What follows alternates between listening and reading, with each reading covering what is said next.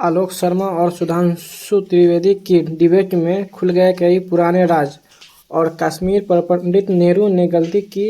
इस सारे चर्चा इस डिबेट में आपको सुनने को मिलेगा। और वीडियो अच्छा लगे तो चैनल को सब्सक्राइब करके शेयर जरूर करें और पूरा अच्छे से वीडियो देखें। धारा 370 में इससे पहले भी 36 बदलाव हुए हैं। 2 प्रधानमंत्री हुआ करते थे, क्या वो नहीं बदले गए? सुप्रीम कोर्ट, हाई कोर्ट होता था, उनकी पावर्स नहीं थी, पंचायती राज नहीं था, कॉन्करेंट लिस्ट के बहुत सब्जेक्ट नहीं थे।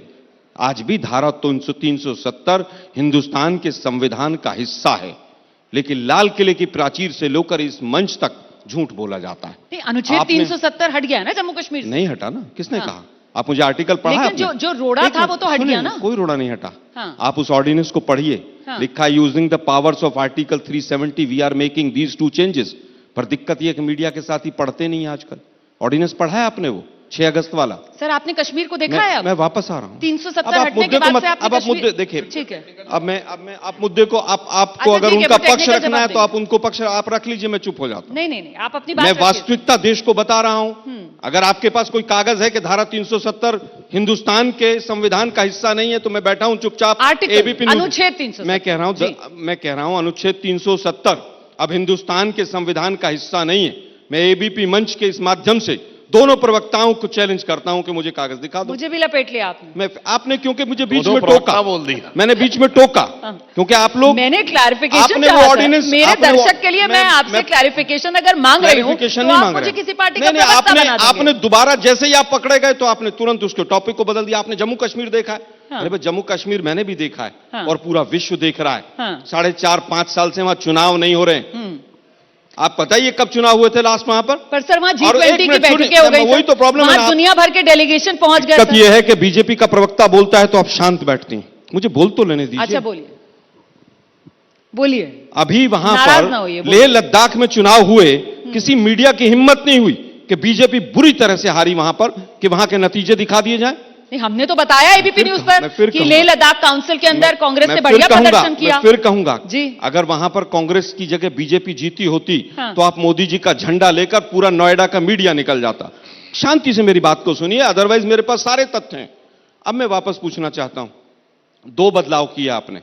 2 बदलाव में क्या था कि कॉन्स्टिट्यूएंट असेंबली की जगह गवर्नर के पास पावर्स होंगी और गवर्नर्स के पास जो पावर्स हैं उसके बेसिस पर हम ये चेंजेस करने जा रहे हैं कि जो 35A था उसमें 35A भी नहीं है ऑर्डिनेंस में कि 1959 में जो फला पॉइंट था वो हटा दिया गया।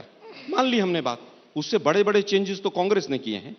और जिस समय पर धारा 370 के बारे में बात हुई और फैसला हुआ, क्या उस कैबिनेट में श्यामा प्रसाद मुखर्जी इनके जो मुख्य व्यक्ति थे क्या वो नहीं थे? वो भी थे उसके अंदर। लेकिन उस समय के हालात को आज के हालात से तुलना करना, अरे भाई आपके आने के बाद जम्मू कश्मीर में अगर इतनी अच्छी सिचुएशन है, 6 साल के अंदर 3.5 साल तक इंटरनेट बंद रहा वहां पर। जो लोग कहते थे कि हम वहां पर तिरंगा नहीं उठाने देंगे, उनके साथ तो 6 महीने सरकार चलाई आपने। पीडीपी के साथ जो कॉमन मिनिमम प्रोग्राम बना उसमें पहले पेज पे 6ठा पॉइंट क्या था कि धारा 370 को हम मजबूत करेंगे। क्या था कि नहीं था? केवल रोटियां सेकने से देश नहीं चलता है। सुधांशु अब बिल्कुल टेक्निकल जवाब 370 पर क्या देश को भ्रमित कर रही है मोदी सरकार? देखिए, धारा 370 के ही प्रावधान का प्रयोग करके धारा 370 को समाप्त तो निष्क्रिय किया जाता है। ये वैसा ही बचकाना तर्क है। अब मुझे आर्टिकल पढ़ के सुना दीजिए। अरे सुनिए मेरी, अब आप बोल रहे थे, आप सुन लीजिए प्लीज। ये वैसा ही बचकाना तर्क है कि भारत की आजादी का विधेयक ब्रिटिश पार्लियामेंट में पास हुआ था, इंडिपेंडेंस ऑफ इंडिया एक्ट। तो आप कहेंगे कि हम आजादी नहीं हुए क्योंकि आप तो ब्रिटिश पार्लियामेंट के एक्ट से इनेक्टेड हुए। ये बचकाना तर्क है भाई। यही है ना, इंडिपेंडेंस ऑफ इंडिया एक्ट पारित हुआ भाई, वो पारित हुआ, उसके साथ वो समाप्त हो गया। मैं यही धारा 370 के ही समाप्त हो गया। ये बोलने उसके बाद अपना मिनट, अब आप बोल रहे थे, मैंने डिस्टर्बेंस नहीं किया सर। अब ये भी बता रोमाना जी है ना, सिर्फ इतना नहीं, सुनिए, ये 15 अगस्त 47 को ये बात कह रहे हैं। मैं कहूंगा करोड़ों दर्शकों से जो देख रहे हैं जाके चेक करिए। 1 साल तक भारत का आर्मी चीफ कौन था? जनरल रॉय बूचर, अंग्रेज था। फिर आपको क्या जरूरत थी वहां जाने की? भारत का एयरफोर्स चीफ कौन था? 1954 तक अंग्रेज रहा है।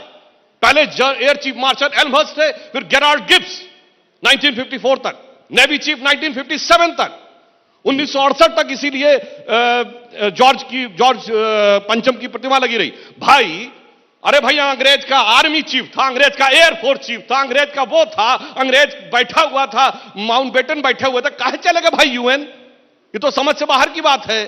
इसलिए मैं कह रहा हूं, जो आप आजादी कह रहे हैं ना, आज युवा पीढ़ी जाने वो आजादी धीरे धीरे धीरे। आज तक किसी प्रधानमंत्री का दूसरे का कोई दो वक्तव्य मुझे बता दीजिए। दूसरी चीज, अभी कर्नाटक के अंदर भी हनुमान जी के ऊपर वोट मांगेंगे, फलाने पे वोट मांगेंगे, क्या हुआ? कहीं गाड़ी चल गई है, लोगों ने भरोसा किया, ठीक है हम अपना आत्ममंथन भी करेंगे। मैंने कहा 4 राज्यों के चुनाव हुए, 5 राज्यों के 12 लाख वोट हमें ज्यादा है, लेकिन उसके बावजूद हम कह रहे हैं कि हम आत्ममंथन करेंगे। सर मेरे पास मेरा प्रोड्यूसर मैसेज कर रहा है कि पूरे शो में सिर्फ आलोक शर्मा सुनाई पड़ रहे हैं।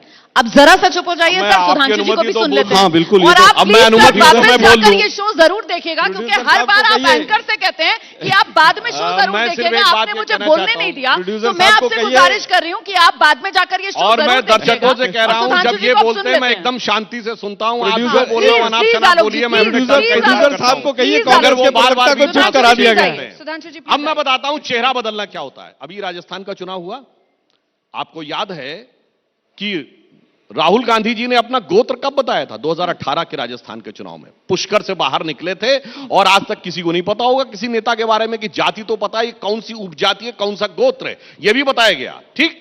और इनके विधानसभा अध्यक्ष सीपी जोशी जी इस बार चुनाव हार गए। उनका नाथ द्वारा में वो कैसा आपत्तिजनक वीडियो है जिसमें वो मोदी जी, उमा भारती जी और हमारे पिछड़े वर्ग के तमाम नेताओं का नाम लेके कह रहे हैं इन सबको क्या पता होता है, वो तो धर्म के बारे में ब्राह्मणों को पता होता है, ठीक है।